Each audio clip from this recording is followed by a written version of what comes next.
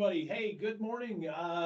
Steve Georgia here. We got Ben Bryce again. So very grateful to have him with us again today, bringing you the midday mayhem, right? What's happening, right? So before we dive in, start kind of dissecting what's going on today, just want to acknowledge the fact that we did release our conference here this morning. We've got that out now. Drew Lerner does a great job, over an hour presentation specifically on weather and what's going on, not only domestically, but around the world, and really what to expect in the coming months and for the coming year. He even gives a deeper outlook for that. So great opportunity to get involved and really find out what's going on, not only for corn, beans, wheat, but cattle and hogs as well. So get on board with that, see where that takes you here today, and give us a call. Be glad to get you signed up. So today's action. A lot of fun. Oh man, right? Finally seeing a little bit of life come back into these markets over the past few days. Honestly, it's what it feels like, Yeah. right? And it's like, okay, well, have we gotten to a point right now where it's like pushing a ball underwater where you just let it go and it just kind of floats back? That is what it seems like. The only thing that makes me nervous about these grain markets is you're not seeing the volume. So we have come back, we have gone up. I mean, beans are almost up, a little bit off their lows from last week, but it makes me nervous that you're not seeing a whole lot of follow through. And the funds week after week now are holding shorter and shorter positions. It's funny you bring up the funds, right? Because they're getting to a point now for corn where it is, I mean, that they're short.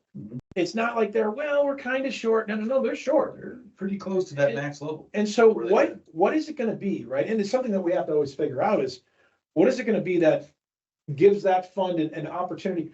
Do I want to continue to be this short? Is there a reason to keep building short positions right now? Or is it something that a market may change? Right. And when things get so bullish and you're at the top and it's just things are going crazy and you can't really see straight, then the market tends to tip. Well, are we at the point now though where everything right now that you look at is bearish? 2.1 billion carryout, lack of export sales. You've got the weather down in Argentina, Brazil, a little bit iffy. Everything seems to be bearish right now. Right. And when it seems like it's very red everywhere, and everyone's on this side of the ship. Yeah. And how much lower can it may continue, you don't know, but when everything's pointing one direction, you got to start looking around and say, wow, everyone's back is pointed to this. That's something that we don't know right now. And that could be something that we need to be careful of moving forward, because right now we're at a point where we're heading into a very important time, both here in the US with planting coming up around the corner, guys getting prepared with what they're going to be planting, all their input costs, and harvest down in South America. We've been toting this line of, holy cow, we're expecting a large crop out of them. Yeah. It's interesting too, because the other side of it is when you look at corn as a whole. We talked about this in the conference that I had mentioned, but the big thing is that when you look at what's going on in the corn market, the farmers are still having control over the grain, right? So the markets tend to they go in a single direction until we start releasing them. Yeah. Are we at a point right now though, or when you're talking to some of your producers, are you seeing farmers having to make sales, or are they still hanging on to the grain? See, that's the thing that makes me nervous, is that, if I'm talking to these guys and everyone's, it's I'm hanging on to it because every year it does this, and it's like, it doesn't have to. And we've been getting very spoiled the past few years where it's been, getting that little pop where, we get that little relief. It's funny you say have to, right? Because that's what it seems like. Right? It doesn't matter if it's corn, beans, or wheat. You get this sense that, we have to go up. The thing is that we don't have to do anything. No. Right? Commodity markets are there to kick your butt. Right. So, but it is something though that when you look at 2.2 billion carryout, you look at what's going on right now with this price action, we are still in a downtrend. Nothing's changed. Right. No, it's still holding that trend down, and that's something that, what is going to be that story that changes it? What's going to be the headline out there that comes out? China right now, a large buyer, they've been buying more and more from South America. Their economy's in the dumps. Yeah. And that's starting to be a bigger issue. And we're seeing headlines now leaking into the livestock market for them, looking at hogs, what are they gonna do to maybe help themselves out? Sure. China is the most selfish. They are gonna be very China China first. first. Exactly. Absolutely. So it's how, is that gonna impact the market? Is that something that is gonna, change that dynamic?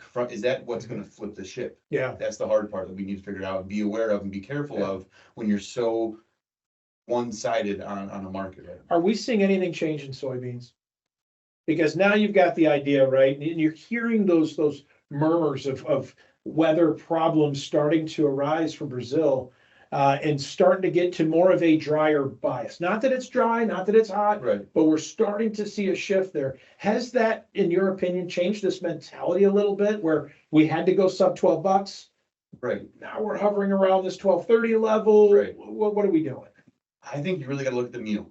Because Mhm. I think the meal right now is possibly something that is driving this bean market more than anything else. And that has been in a downtrend just as much as the soybeans proper have. So I think you need to see that market really start to change a little bit more. And that, in the past is something that is heavily looked at, and we aren't seeing that direction, that downtrend really start to, level out. Yeah, you aren't seeing much there. And then for it being the beginning of the year, really, it's just a slow market. You look at across the board, the volume just isn't volume there. has been. And until you start seeing more people get in, now Mhm. on the same side of it, right, we've sold off as hard as we have. Sure. Are we still finding more sellers down here?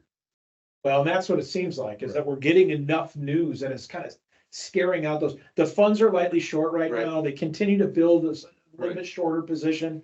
But if we do start to see some of this attitude or we get that weather to shift, right? That will have a larger impact. Right. And, you look at what USDA's numbers are versus CONAB, and there is a significant difference that CONAB is pricing in this idea that maybe yields aren't there. So, if you really look at beans, a close above that 12.27 looks all right, but really that 12.50, there's still a gap above the market in the Right. beans if you look at that on a technical side. So, that emotional trade, I feel like is what we're starting to get into, but it's hard to do that, like to your point, without getting the volume to push it. Exactly. So we need to see more players into this market, and until that happens, I think this sort of choppiness where, we are, we're up off our lows from last week. Yeah. Yeah. But is it sustainable? Because how many times have we seen that in this market where it's, 2 steps forward, 1 step back, and you still kind of, it's just the scary part of that, or the uneasiness of it all, that I think we need to see a major headline change, and that might be coming up in the near term, unexpected. It might just be, why are we doing this, right? There's nothing out there, just sort of For sure. grab as much as you can, but maybe that's gonna be the acreage report that comes out here in a few months. And and that's why it's so important to keep in touch with what we've got going on. You've got to keep in touch with the midday mayhem. Yeah. Because that's what it becomes, but it's one of those things too. Get involved, take a look at our research as well. Take a look at the things that we're doing as far as putting out our conference, and what do we do? It's easy to throw information at everybody, but it's the follow through. What do you do with that information?